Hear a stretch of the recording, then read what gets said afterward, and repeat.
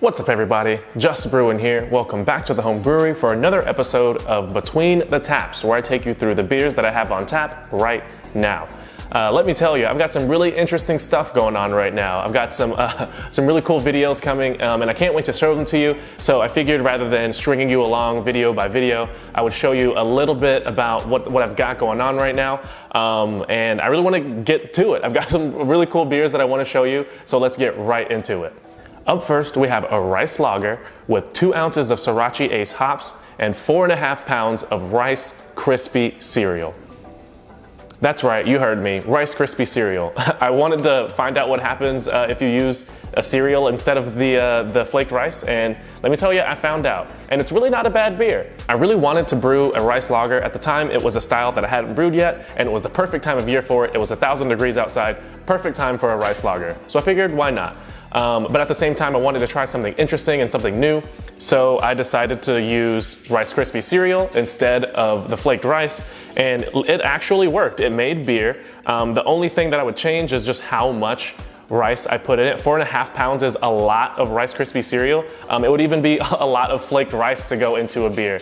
It's not terrible, it's not great, and I would do this again, but solely so that I could make it better. I will say it will work if you use Rice Krispie cereal. Just use like 1.5 pounds, not 4.5. Up next is a double soured raspberry Berliner Weiss. I say double soured because not only did I kettle sour it with a strain of lactobacillus, I also used lactic acid to further drop the pH after the lactic fermentation was done. Now, kettle souring and using lactic acid to further lower the pH is complete overkill. You do not need to do that at all. The only reason I did was because once the lacto fermentation was done and I got it into a fermenter and that fermentation was done, I added raspberries and then that fermentation was done. The beer still wasn't quite sour enough for me. So at that point, when I was getting it into a keg, I went ahead and added more lactic acid to taste, just to make sure it was still drinkable. And this is really, really good, but it's also the most sour beer I've ever had in my entire life. Now, some people may really, really like that. Some people might not. So be very, very careful if you decide to do something like this. I did because it's mostly me, my friends and family that I can tell them, hey, this is really, really sour. So if you do decide to follow this once the video comes out, if you do decide to do what I did, be very, very careful, just because it's really easy to over sour a beer like this. Up next is a peach double IPA with Calypso, Galaxy, and Mosaic hops, as well as about 5 pounds of peaches.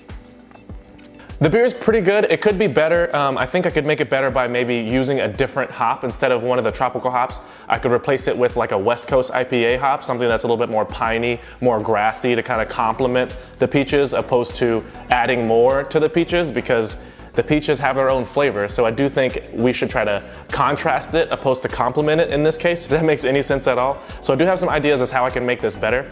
But what I think is the most interesting about this beer, this is actually just one of 2 sides of it. The version you're seeing now has a 5-pound peach puree. The other doesn't have that, so it's more like a 5 or 6%. This is like a little over 7.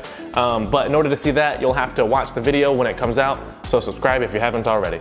Last but certainly not least is this New Zealand Pale Ale. Of all the beers I've shown you and all the videos that will come of the beers that I've shown you, this is the one that I'm most excited for. Not only is it a really good beer, it smells good, it's very aromatic. I used Motueka hops, so you get a lot of that lemon lime character. It's got, I wouldn't call it bitterness, but it's got a little bit of a bite to it.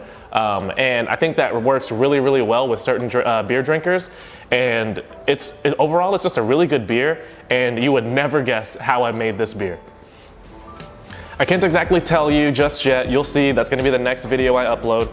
But let's just say I got a little bit of help with it, and I'm super excited. I got a chance to work with someone that taught me quite a bit in learning what it takes to brew good beer. So I'm really excited to show you what that's about.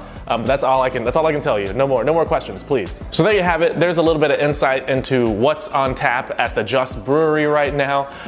That is also what's going on in Just Brewing HQ. You get to see some insight as to the videos that I'm gonna bring to you over the next few weeks.